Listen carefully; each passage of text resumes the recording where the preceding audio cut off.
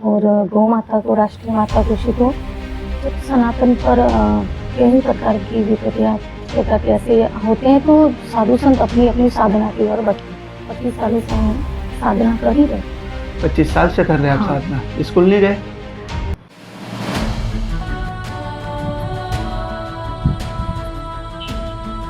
नमस्कार दोस्तों, आज हम तगड़गढ़ से 5 किलोमीटर दूर हरियाली गांव में है और आज हम आनंद बाईसा का इंटरव्यू लेंगे, उनसे बातचीत करेंगे।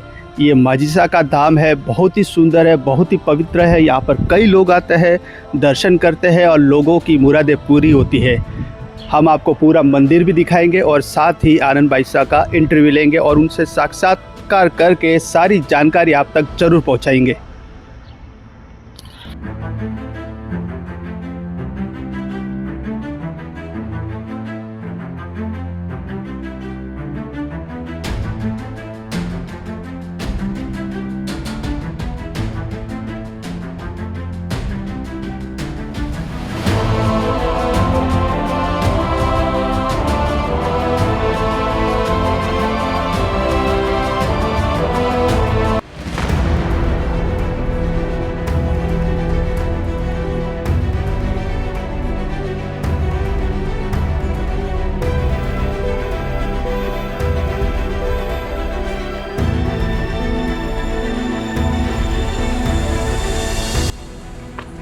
नमस्कार दोस्तों, सिंगा अनफिल्टर्ड शो में आपका स्वागत है। आज हम एक ऐसी साध्वी के साथ है, उपासक के साथ है जो माजिसा के उपासना करते हैं, आनंद बाईसा। इनसे कुछ सवाल करते हैं, कुछ पूछते हैं इनकी ज़िंदगी के बारे में और इनकी भक्ति के बारे में, और जो ये सूर्य उपासना कर रहे हैं, सूर्य साधना कर रहे हैं, उसके बारे में बात करते हैं। आपका हमारे चैनल पर बहुत बहुत स्वागत है और हम आपको हिंदू धर्म के नाते सत सत नमन करते हैं। आप अपने बारे में बताइए कि आखिर आप ये धर्म साधना कर रहे हैं, सूर्य साधना कर रहे हैं, ये क्या चीज़ है? प्रपंच ऐसा है कि जब जब सनातन पर कई प्रकार की विपत्तियाँ ऐसे होते हैं तो साधु संत अपनी अपनी साधना की ओर बढ़ते हैं। ठीक है। और हमारे भी चित्त में एक ऐसा भाव आया प्रपंच कि शायद हमें भी सूर्य साधना करनी चाहिए। जो अभी वर्तमान में जो स्थितियाँ चल रही है, देश पर विपत्तियाँ, और गौ माता को राष्ट्रीय माता घोषित हो और कन्या भी सुरक्षित रहे, सभी प्रति निर्णय लेके हमारे चित्त में ये भाव आया कि हम सूर्य साधना की ओर बढ़ते। शायद वो सूर्य साधना इस जालोर जिले में हमारी प्रथम है। आपने इससे पहले भी की है?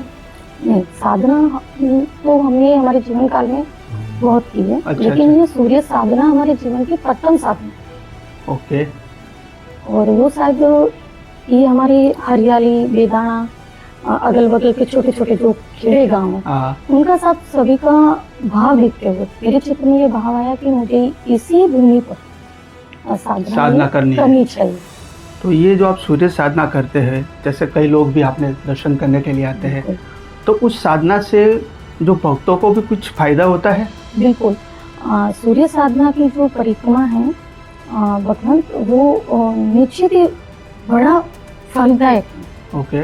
और ऐसा सनातन धर्म के हिसाब से, वैदिक मानव के हिसाब से, वेदों के हिसाब से वर्णन है सूर्य साधना का बहुत वेद पुराणों में। और ऐसा है कि जो भगवंत 11 परिक्रमा करते हैं उसका निश्चित ही अधिक फल लाभदायक है, ऐसा हमने सुना है और पढ़ा भी। और मैंने भी, जैसे मेरे दोस्त पारस ने भी बताया कि आप जो सूर्य साधना करते हो 12 बजे से 3 बजे तक का टाइमिंग रहता है। 12 से 3। और टेम्परेचर 46 का भी आर पार जा रहा है। हाँ। तो बैठ कैसे पाते हो इतनी गर्मी में? हम लोग तो बिना धूप के बाद एसी के निकल ही नहीं पाते। ऐसा है भगवान, ये सब माँ भगवती की कृपा है। हाँ, वो भी सही है। कृपा के बगैर ये सब संभव नहीं हो सकता, है ना। तो ये सब उसी की कृपा दृष्टि से शायद पूर्ण होगा। शायद हमें लगता है कि हम शरीर देह में हैं, लेकिन वास्तविक देखें तो हम ये शरीर वहाँ नहीं होता, उस समय नहीं होता, मतलब पूरी तरह से आप कली में है कि बाईसा वहाँ विराजमान है। लेकिन जब तक भगवंत, हम ये मानते हैं कि शायद हम व्यासपीठ की ओर बढ़ते हैं। ठीक है। जब वंदन करके सूर्य साधना के अंदर प्रवेश करते हैं और जब व्यासपीठ को हम परिक्रमा लगाते हैं, तब तक हमें पूरा ख्याल रहता है भगवंत कि हम परिक्रमा कर रहे हैं। जब वो व्यासपीठ पे चढ़ जाते हैं तो भगवंत हमें बिल्कुल ज्ञात नहीं रहता कि हम कहाँ हैं, या हैं या नहीं हैं, ऐसा मानना है। भगवान की पूरी दया दृष्टि रहती है आप पर। हाँ, ये सब भगवंतों की कृपा है और प्रभु की लीला है। और आप लोगों ने जो ये पंडाल बना रखा है, ये साधना हाँ। का जो कलश लगाए, हाँ। ये कितने कलश है? ये 51 कलश है भगवान, और 51 जो मेरी नन्ही मुन्नी लड्डू गोपाल सारे अपने अपने हाथों से जो हमारी आपने देखा होगा बाली गेट के जस्ट बगल में बेलपत्र, और उसका नाम है सुकेश्वर महादेव। सुकेश्वर महादेव बेलपत्र का नाम, और उसी के नाम से वहाँ सुकेश्वर महादेव विराजमान भी आपने भगवान दर्शन किए होंगे। वहाँ से हमने कलश यात्रा प्रारंभ की और माँ भगवती के चरणों में वंदन करते हुए यज्ञशाला की परिक्रमा करते हुए सूर्य साधना के पंडाल तक पहुँचे। और ऐसा मानना था कि वहाँ सारे कलश हम 13 दिवसीय सूर्य साधना हमारे 13 दिवसीय तक ये कलश वहीं विराजमान रहे। बिल्कुल। और सभी देवता को आह्वान है उस कलशों के, और मानना है कि 13वें दिन बूंद भी जल नहीं रहेगा ये सारे कलशों में। सारे कलशों तो समझ चाहिए भगवान कि ये तो शरीर है। अगर जब स्टील के घड़ों में अगर बूंद जल नहीं रह सकता तो ये तो भगवान एक पौधा है, वो तो तपती ये गर्मी कितना सूख में। जाता होगा, ये बिल्कुल। मानिए आप। कृपा हमारी बाल्यावस्था से है। आप बाली से हो? हाँ, मेरा जन्मभूमि बाली है, और ये शायद हमारी कर्म भूमि रहेगी। और वैसे ही हमारी कर्म भूमि एक जगह हमारा और भी आश्रम है, और अभी वर्तमान में एक ऋषिकेश में हमारा आश्रम बन रहा है। ऋषिकेश में?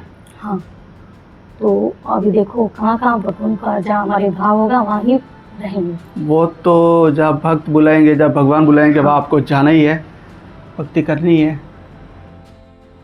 अभी जैसे आपने बताया कि आप बाली से है, जी तो बाली में भी आप अपनी सेवाएं दे रहे हैं या फिर यहीं पे है? नहीं, भगवंत हम बाली में भी सेवा देते हैं।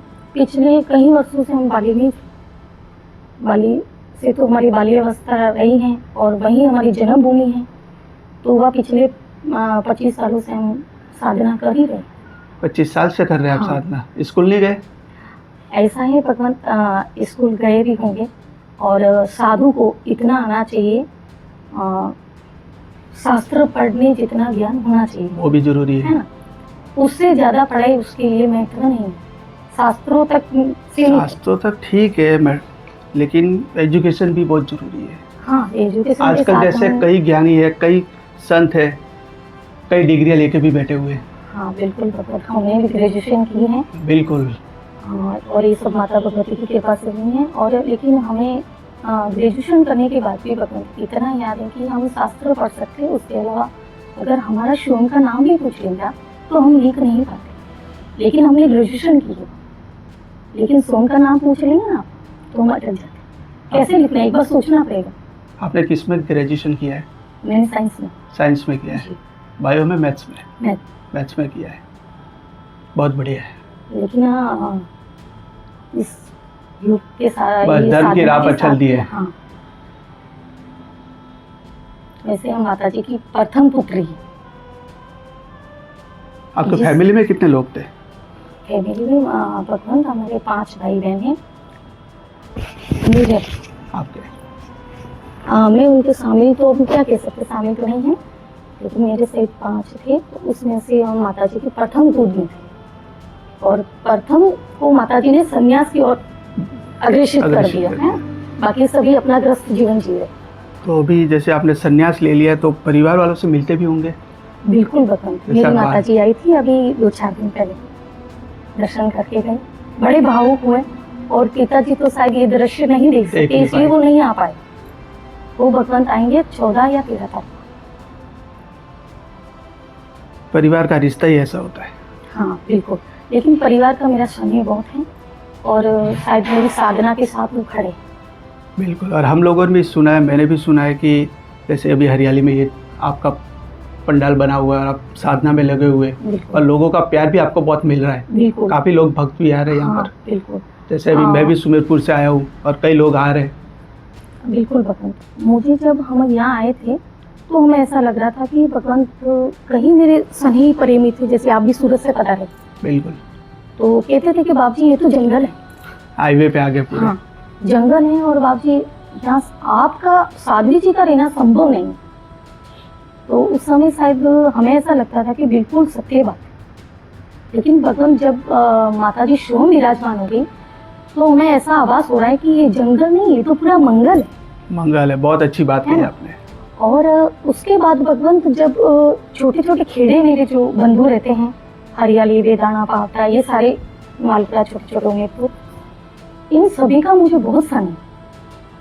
अभी वर्तमान 8 महीने पहले मेरा चातुर्मास था।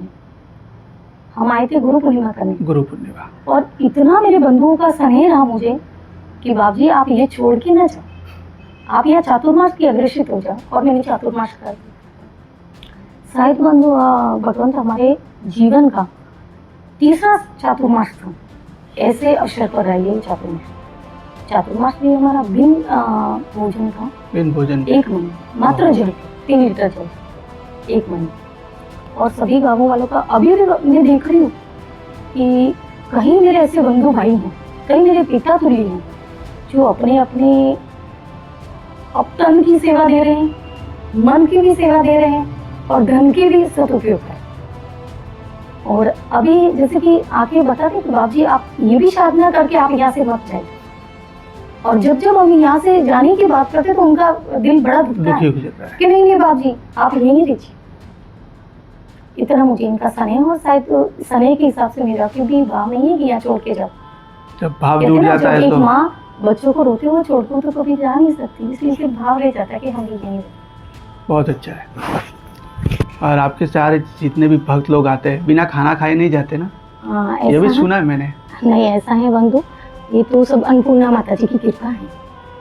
और वो अन्नपूर्णा माता जी कहती है मेरे जब माँ के द्वार पे जो बच्चे आते हैं वो कभी बिन भोजन करके तो कैसे जा कैसे सकते हैं, जाएंगे? है ना? तो सारे अपनी अपनी व्यवस्था दे देते जैसे हम बिल्कुल। जैसे। जय माता। जी, नमो। नमस्ते।